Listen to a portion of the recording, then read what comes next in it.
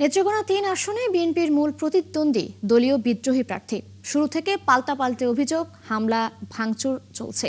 তবে প্রশাসন বলছে ঝুঁকিপূর্ণ কেন্দ্রগুলোতে বাড়তি নজরদারির পাশাপাশি সকল প্রস্তুতি নেওয়া হয়েছে। মির্জা হৃদয় সাগরের তথ্য ছবিতে প্রতিবেদন। পাটপাড়া কেন্দুয়া উপজেলা নিয়ে গঠিত নেত্রকোনা ৩ আসনে প্রতিদ্বন্দ্বিতা করছেন ৬ জন প্রার্থী।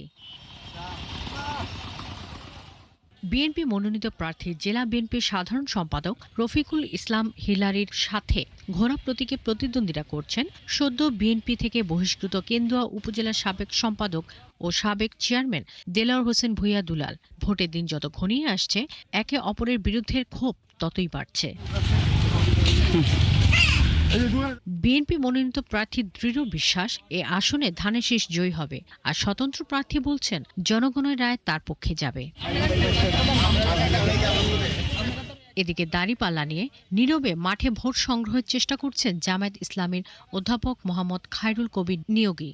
নাঙ্গলের প্রার্থী জাতীয় পার্টির মোহাম্মদ আবুল হোসেন তালুকদার, চেয়ার প্রতীকে ইসলামিক ফ্রন্ট বাংলাদেশ মোহাম্মদ শামসুদ্দোহা ও হাতপাখা প্রতীকে লড়ছেন ইসলামী আন্দোলন বাংলাদেশের জাকির হোসাইন সুলতান। আগের নির্বাচনে মানুষ ভোটাধিকার প্রয়োগ করতে পারত না। এই নির্বাচনে মানুষ আশা করছে নিরপেক্ষভাবে, সুন্দরভাবে, প্রশাসনের নিরপেক্ষ অবস্থানের কারণে তাদের ভোটাধিকার প্রয়োগ করতে পারবে।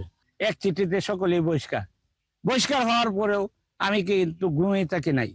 আমি কেন্দুয়া আটপাড়ার জনগণকে সাথে নিয়ে আমি এগিয়ে যাচ্ছি।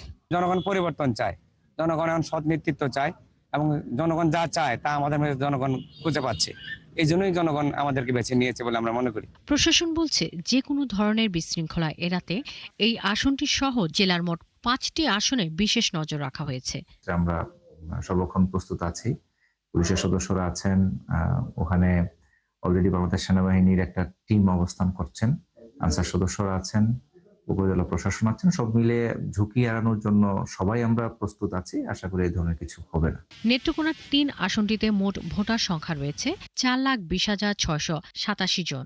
মোট 149টি কেন্দ্র ও 794টি ভোট কক্ষে ভোটাররা তাদের ভোট দেবেন। শাকিলা শম্পা, ৭১।